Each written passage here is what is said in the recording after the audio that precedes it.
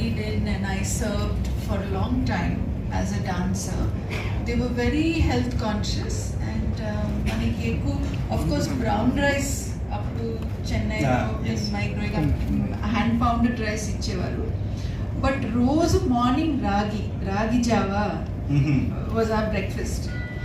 So చిన్నప్పటి నుంచి నాకు రాగి అలవాటు.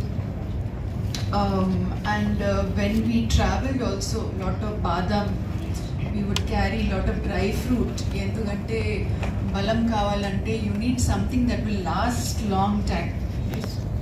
The thing about rice is you'll get instant energy, but then you'll want to sleep.